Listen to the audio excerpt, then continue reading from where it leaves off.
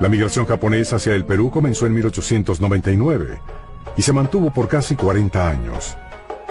Como parte de esa migración, Naoichi Minami, padre de Alberto Fujimori, llega al Perú en 1927.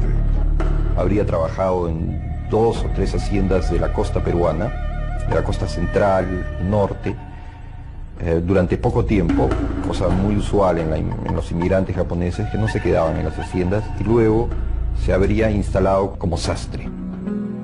Los japoneses, apoyados en su conocimiento de los oficios, su laboriosidad, su disciplina y su alto sentido de la familia, muy pronto se arraigan y convierten en prósperos negociantes. En 1932, Naoichi Minami se casa con Mutsue Inamoto y forman el matrimonio Fujimori. Poco después, los Fujimori se mudan a Lima, a lo que entonces eran unos campos de algodón cerca de la capital.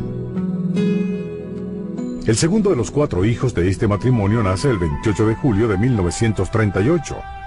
Es el primer hijo varón y se llamará Alberto Kenya Fujimori. Como la mayoría de los inmigrantes japoneses, los Fujimori tenían un proyecto: hacerse de un capital y regresar a Japón. Por eso sus hijos son educados dentro de estrictos modelos japoneses. Los primeros 5 años vivía como si fuera un niño japonés. Hablaba el idioma de mis padres, era mi lengua materna, no entendía ni jota de castellano. Ha sido un niño normal, cumplía sus tareas y más se dedicaba a los juegos. Sin embargo, el plan de regresar al Japón nunca pudo completarse. Estalla la Segunda Guerra Mundial y el 7 de diciembre de 1941, Japón ataca Pearl Harbor.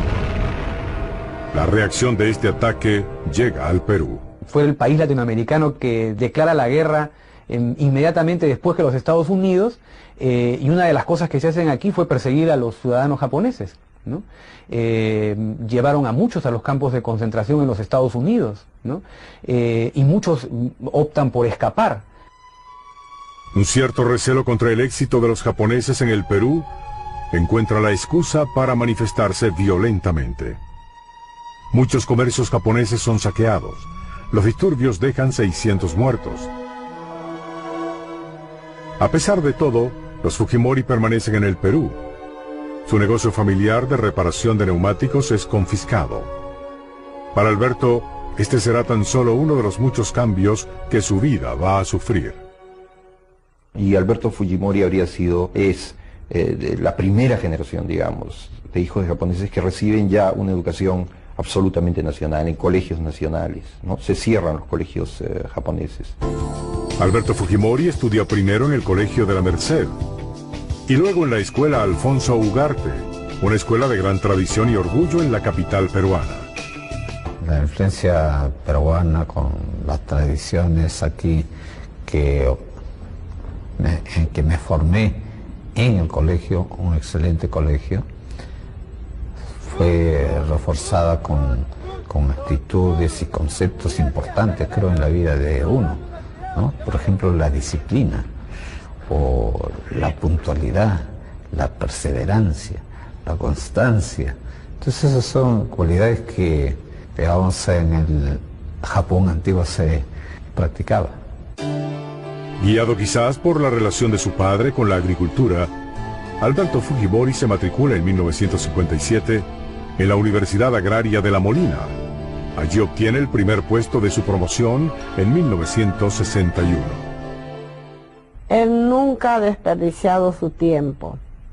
Cuando la tienda estaba desocupado, él estudiaba, y cuando estaba ocupado la tienda, ayudaba a mis padres y después salía a repartir. En esa época teníamos florería y cuando tenía que repartir, salía a repartir en bicicleta. No formaba grupos de trabajo que hacíamos en La Molina. Él siempre era muy individualista en sus estudios, pero sumamente estudioso, considerado siempre primero en la clase, y como un hombre muy inteligente, ¿no? Al graduarse, Alberto Fujimori se convierte en profesor de matemáticas de la Universidad de La Molina. Realiza estudios especializados en matemática y física, primero en Estrasburgo y luego en Wisconsin. Él ha sido, bueno, el mayor de los hombres, y mis otros hermanos menores ya estaban casados. Y mi mamá decía que tiene que casarse rápido porque ya se está volviendo viejo, ¿no? En 1974 contrae matrimonio con la ingeniero Susana Higuchi. De esta unión nacerán 4 hijos. Establecido académica y económicamente, profesor respetado, padre y esposo dedicado, Fujimori necesita plantearse nuevas metas. Cuando era estudiante no pensaba en introducirme en la política, pero claro, me preocupaba la situación del país.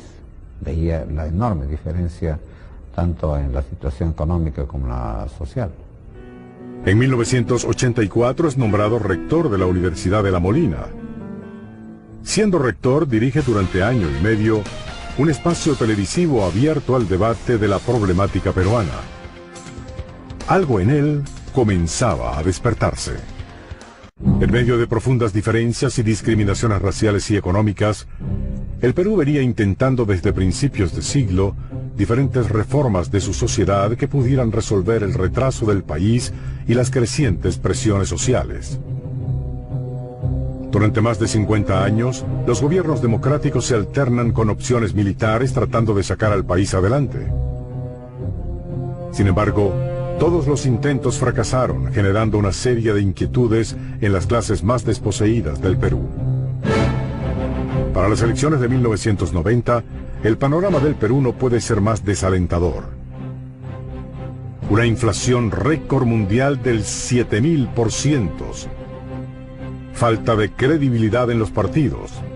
Un movimiento subversivo, expansivo e implacable. En ese momento, y para asombro de todos, aparece en la escena política un desconocido profesor de matemática, Alberto Fujimori. Había necesidad de una participación y lo consideré como una obligación, por cuanto era presidente de la Asamblea Nacional de Rectores, un deber, y por eso es que participé. Fujimori y un pequeño grupo de colaboradores fundan Cambio 90, un movimiento que se propone llegar a la presidencia ese mismo año.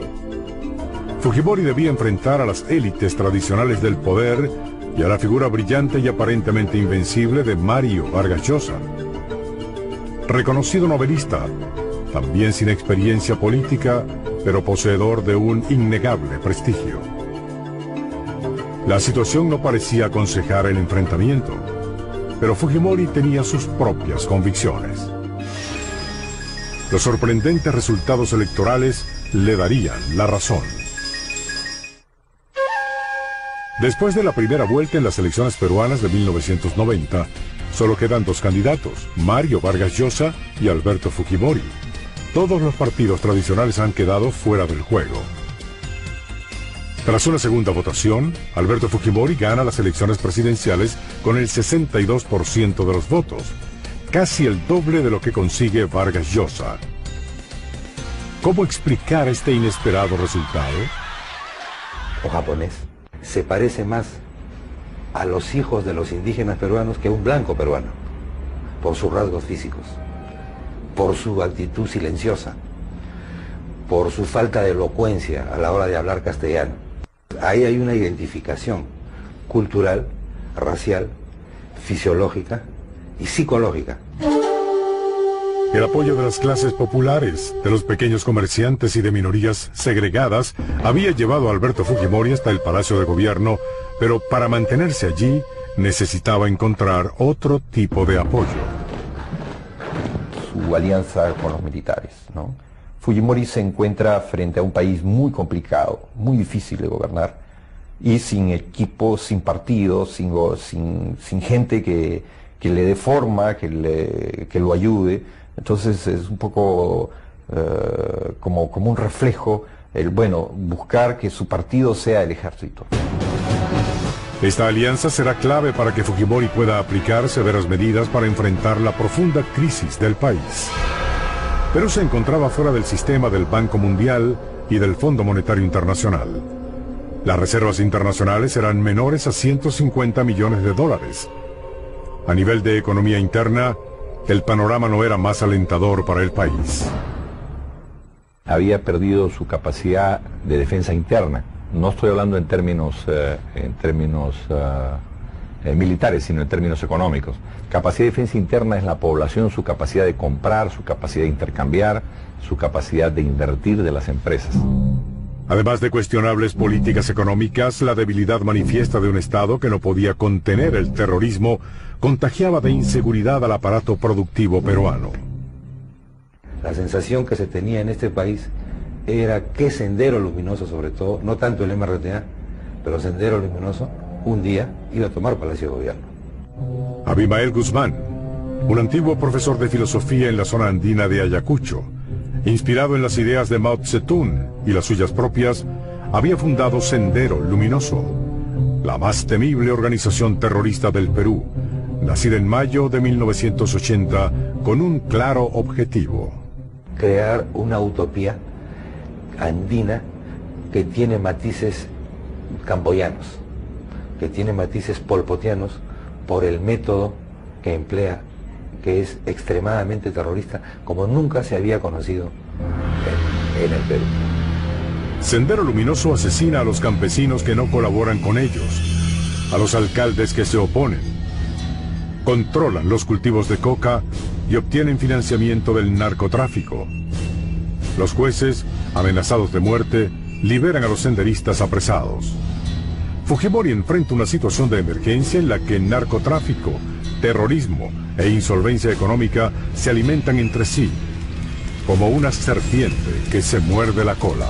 El país era inviable en esos momentos, era ingobernable.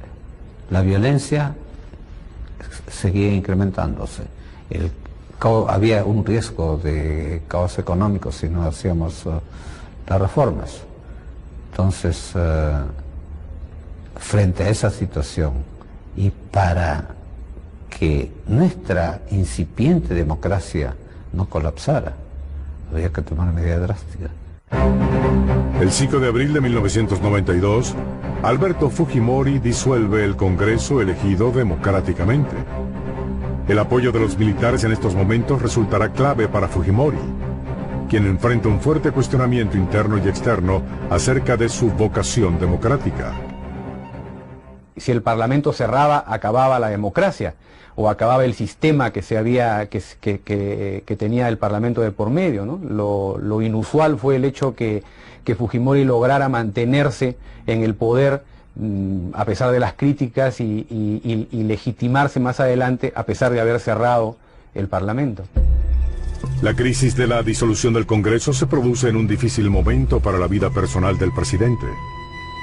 Alberto Fujimori y su esposa Susana Higuchi se enfrentaban en un tormentoso proceso de divorcio en el que no faltaron acusaciones de corrupción por parte de la señora Higuchi contra la familia de su marido. Alberto Fujimori obtiene la custodia de sus hijos. Susana Higuchi abandona el palacio presidencial y su hija Keiko es nombrada primera dama. Quizás mis hijos sí han tenido, por supuesto, ciertas limitaciones, ¿no? Andar con tanta seguridad y en la época de la violencia. Y parte fue el aspecto político causante de mi divorcio, quizás. La prioridad para Fujimori ahora es el desmantelamiento de los grupos terroristas, especialmente Sendero Luminoso. Para ello es indispensable la colaboración de los campesinos y un cambio de estrategia militar. Si había en un pueblo algunos terroristas, simplemente los militares ingresaban y arrasaban con metralletas en mano, grande matanza. Se quedaban satisfechos cuando de cada 10 muertos habían 2 terroristas. Esa era la concepción errada de la estrategia de la lucha contra el terrorismo. Los militares se habían transformado en enemigos.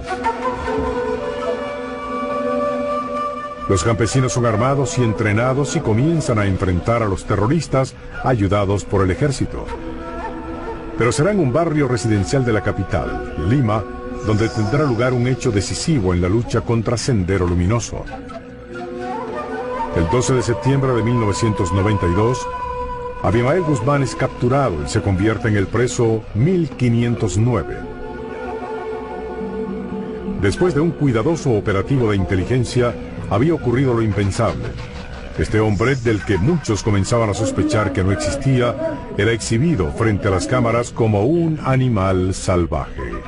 Que es una captura hecha con inteligencia, en dos sentidos de la palabra, con inteligencia de la mente del presidente, pero además con el servicio de inteligencia, con esa fuerza oscura, oculta, eso que algunos llaman el poder detrás del trono, que se llama la inteligencia. En el frente económico, Fujimori tiene que dar otra batalla, esta vez contra las expectativas generadas en su propio programa de gobierno, en el que se prometían cambios graduales. Juan Carlos Hurtado Miller, ministro de Economía durante ese periodo, es el encargado de anunciar las duras medidas que serán llevadas a cabo. Él traía otra fórmula, traía otro consejo del grupo de economistas que tenía, y sin embargo lo que le propusimos nosotros era radicalmente distinto y radicalmente profundo, y el inicio era muy fuerte, y Fujimori sabe aceptar el cambio y lo asume. Fujimori acaba con los subsidios, elimina exoneraciones arancelarias, establece el impuesto a las ventas y aumenta el precio del combustible hasta en un 1500%.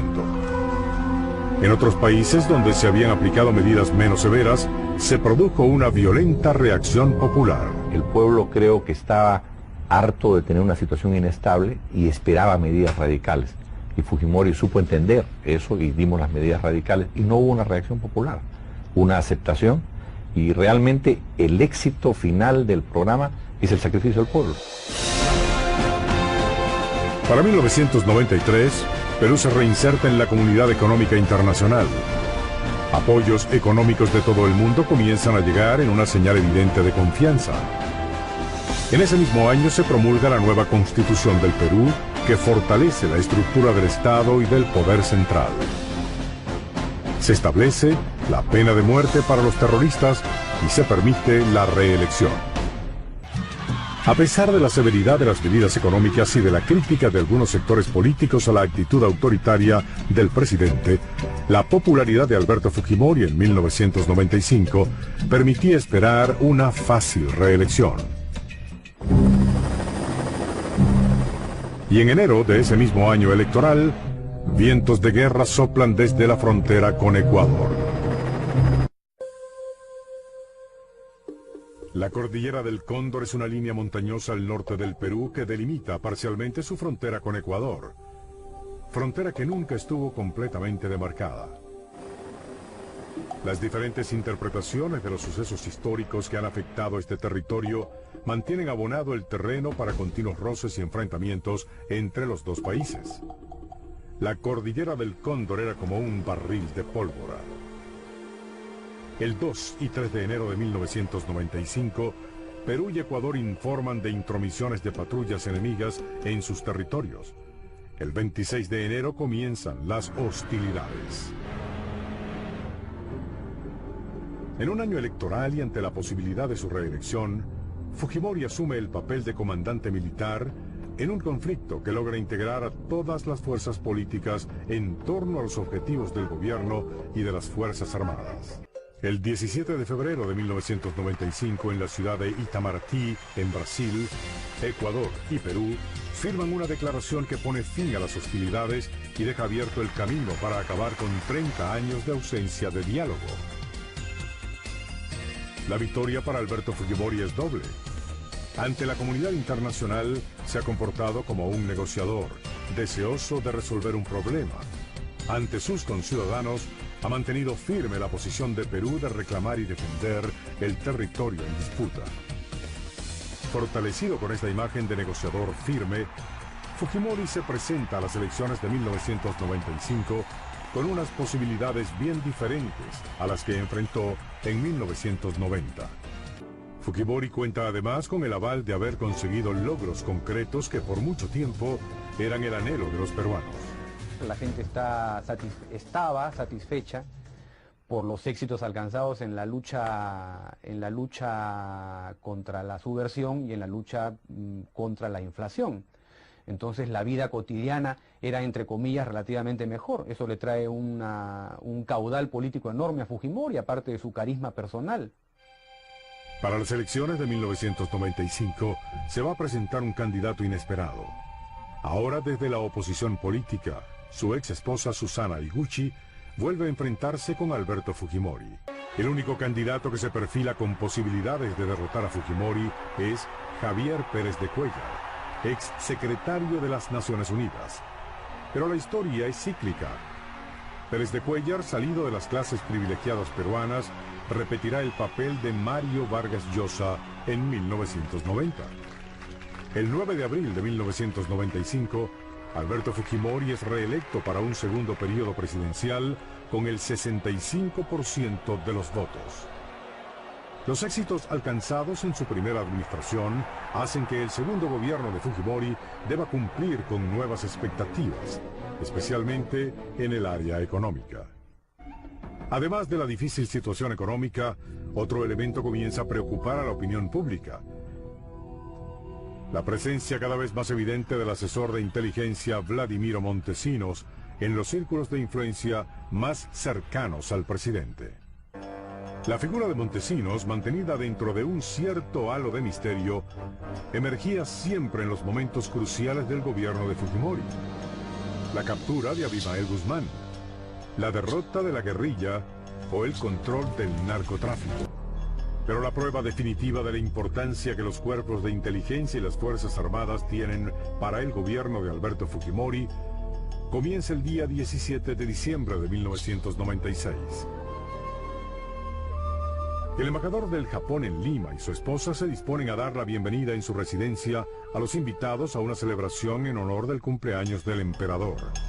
A las 8:23 han llegado unos 700 invitados. Allí se encuentran ministros, militares de alto rango, diplomáticos y congresistas. Y de pronto, lo inesperado. We were in the patio, at least I was in the patio where most of the people were, where the buffet was, and we heard an explosion. So I thought, Shining Path. Suena pues bam, bam, bam, bam. Tírense, tírense al jardín. Todos nos hemos tirado. A las 9:35, después de una enorme confusión inicial, la situación se aclara. Los casi 700 secuestrados están en manos de un comando perteneciente al movimiento revolucionario Tupac Amaru. La promesa de Fujimori de acabar con la guerrilla para finales de 1995 estaba en tela de juicio. El 17 de diciembre de 1996, un comando del movimiento revolucionario Tupac Amaru toma por asalto la residencia del embajador del Japón en Lima. Los casi 700 invitados permanecen secuestrados en el interior del recinto. El comando está conformado por 14 guerrilleros, bajo las órdenes de Néstor Serpa Cartolini, uno de los líderes del movimiento revolucionario Tupac Amaru. Menos violento y con menos influencia que Sendero Luminoso, el MRTA había pasado por una etapa de gran actividad, pero para diciembre de 1996, sus principales líderes se encontraban presos y la organización se creía inactiva. 2 horas después de la captura de la residencia, los secuestradores liberan a un grupo de rehenes. En ese grupo salen la madre y la hermana de Fujimori. Felizmente que a las damas nos sacaron, primero porque también que quedarnos todos ahí era imposible, pues tanta gente, ¿no? Y los hombres se quedaron. Algo comienza a inquietar a Serpa Cartolini: el silencio de Fujimori. Si es que ejecutaba a uno de los rehenes, y en especial al canciller o al embajador japonés, ellos podían considerarse hombres muertos. Y como no estaban dispuestos a morir, no lo harían. 4 días después de la toma de la residencia, Fujimori dio su primera declaración. Y que faciliten la evacuación de todos los rehenes. No estaba dispuesto a negociar con terroristas. Otro grupo de rehenes es liberado. Entre ellos se encuentra el congresista Javier Díez Canseco, miembro de la oposición, que da a conocer las primeras peticiones de los terroristas. Liberación de presos del MRTA. humanización de las medidas económicas del gobierno, un rescate de $100 millones y un salvoconducto. Pasan los días. Comisiones negociadoras y captores sostienen rondas de conversaciones destinadas a tratar de resolver la delicada situación sin llegar a nada. Las organizaciones internacionales tratan de mediar. Los gobiernos le exigen a Fujimori la seguridad de los 72 rehenes que aún permanecen dentro de la residencia. A nivel informativo, Lima se convierte en un centro de atracción. Dentro de la residencia, la situación se iba haciendo más y más tensa. El gobierno desde los primeros días había cortado los servicios telefónicos, de luz y de agua. Esporádicamente, patrullas de la policía o militares provocaban incidentes con intercambios de disparos. Entre febrero de 1997 y los primeros días de abril del mismo año, el presidente Fujimori realiza una gira que abarca los Estados Unidos, Canadá, República Dominicana, Inglaterra, Bolivia y Cuba, buscando un posible asilo para los secuestradores. A pesar de la liberación de varios grupos de rehenes, el estancamiento de las negociaciones hace que una temida solución de tipo militar esté cada vez más cerca. Decidí mantenerme frío, con una frialdad, por supuesto, extremo, pero también con el riesgo calculado. El 22 de abril de 1997, 72 rehenes esperan dentro de la residencia del embajador de Japón en Lima. Los 2.200 periodistas que cubren el secuestro no tienen otra expectativa más que reseñar la entrega de alimentos por parte de la Cruz Roja. Algunos secuestradores mantenían su guardia de rutina. La mayoría de ellos jugaba fútbol en la planta baja de la embajada. A las 3:22 de la tarde, una terrible explosión sorprende a todos.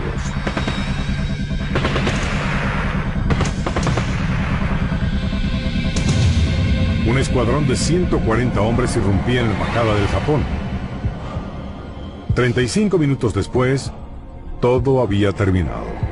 Durante la operación mueren los 14 secuestradores, un magistrado de la Corte Suprema de Justicia y 2 comandos de las Fuerzas Armadas.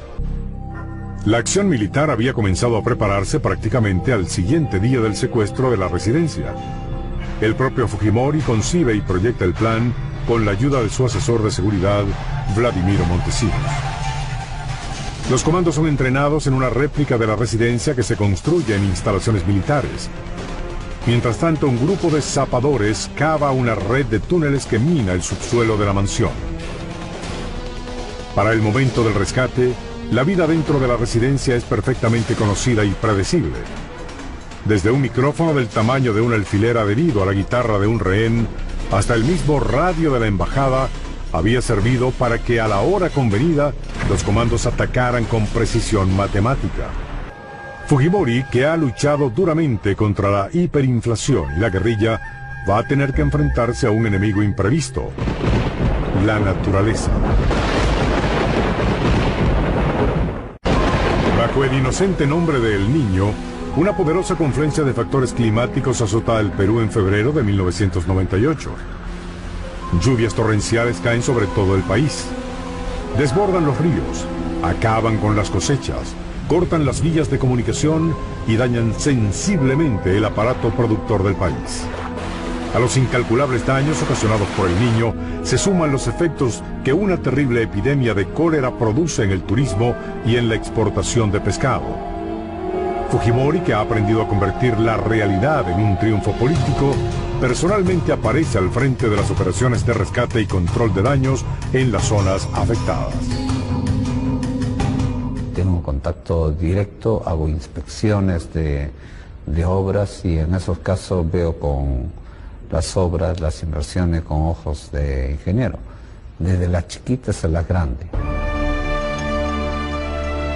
El 12 de mayo de 1999, Fujimori decide poner punto final al conflicto fronterizo con Ecuador, completando la demarcación de sus límites mediante la colocación del hito 23. un problema que venía de más de siglo y medio. Poco se atrevía a tocarlo, porque tenía costo político.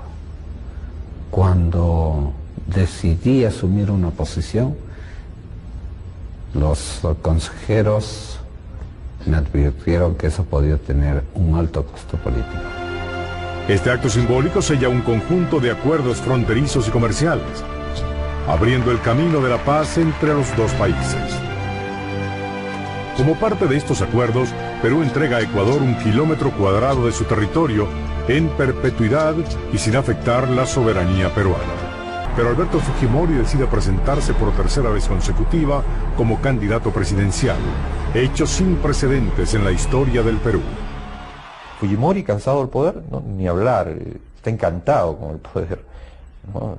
Le fascina el poder, es evidente que el poder lo estimula, lo alimenta. Cuestionadas desde su inicio, las elecciones del año 2000 se llevan a cabo entre protestas y acusaciones de fraude. El principal contendor de Fujimori es Alejandro Toledo, candidato líder de la oposición. El 28 de julio del 2000, Alberto Fujimori es juramentado para su tercer mandato presidencial. Lima se convierte en escenario de manifestaciones y hechos de violencia. El escándalo provocado por un video difundido por la oposición, donde el asesor de inteligencia Vladimiro Montesinos soborna a un congresista opositor, lleva a Fujimori a una situación insostenible. Y al ser solicitado por la justicia peruana, Montesinos huye del país. El 16 de septiembre de ese año, Alberto Fujimori llama a nuevas elecciones y anuncia su decisión irrevocable de no participar en ellas. A elecciones generales. Apenas 2 meses después, Fujimori hace una inesperada visita a Japón. Y desde allí, para asombro de todos, renuncia a la presidencia. El 23 de febrero de 2001, Alberto Fujimori es inhabilitado por el Congreso peruano para el desempeño de cualquier cargo público durante 10 años. Criticado o defendido, temido o admirado, condenado o imitado, Alberto Fujimori ha pasado a ser parte de la historia del Perú contemporáneo. I think he put order in several things with a very high price. El sistema político se había suicidado. Lo que él ha hecho es hacerle la autopsia al cadáver. Él es uno de los políticos más hábiles que ha conocido la historia del Perú del siglo XX. Mientras la verdad comienza a darle paso al mito, Alberto Fujimori aguarda a que la historia dé su veredicto acerca de un hombre que convirtió el trabajo de presidente en un ejercicio matemático. En noviembre de 2005 viaja a Chile con la intención de lanzarse de nuevo a la presidencia del Perú. Para que no quede duda alguna que arribaré en el momento oportuno al Perú. El pueblo no quiere fujimorismo sin Fujimori. Pocos días después es apresado por solicitud de las autoridades peruanas. En Chile permanece 2 años tratando de evitar que lo extraditen. Mientras tanto, sus partidarios ganan 13 asientos en el Congreso peruano, incluyendo uno para Keiko, la hija de Fujimori.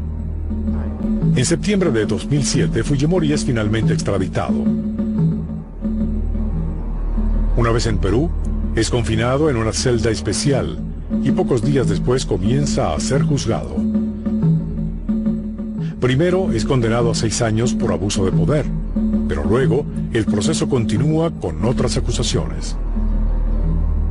A raíz de mi gobierno se rescata los derechos humanos de 25 millones de peruanos, sin excepción alguna. Si se cometieron algunos hechos execrables, los condeno, pero no fueron orden de quien habla. Yo por eso, señor presidente, rechazo los cargos, totalmente. ¡Soy inocente! El juicio es transmitido por televisión y seguido de cerca por los peruanos. Complicaciones en la salud del expresidente lo demoraron con frecuencia. Yo en realidad tenía, además del problema de la enterocolitis, tenía el problema del sangrado de la lengua y un ardor bastante intenso. Sus hijos permanecen siempre a su lado. Tras más de 80 testimonios, se debate hasta qué punto Fujimori es o no responsable directo de los crímenes cometidos. Puedo decir, sin ningún apasionamiento, pero con total convicción, que mi estrategia de pacificación fue la correcta. No me arrepiento de haberla llevado adelante. En todo este tiempo, Fujimori niega los cargos, sosteniendo que las acusaciones responden a motivaciones políticas. Sé que mi legado permanecerá, y lo hará no solo a través de mi obra física, sino a través del legado de paz y desarrollo, de justicia e inclusión. Un legado para el presente y el futuro, que no tengo duda, continuará mi hija Keiko y por el que seguirá luchando mi hijo Kenji. En un momento, el acusado asume su propia defensa, pero no puede evitar lo que resulta inminente. Keiko, su hija, abandera la defensa de su legado y el anhelo de quienes ven en su gobierno un tiempo de conquistas para los peruanos.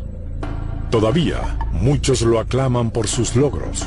Desde prisión, Fujimori continúa anhelando su libertad, o al menos ver el día en que su nombre sea reivindicado.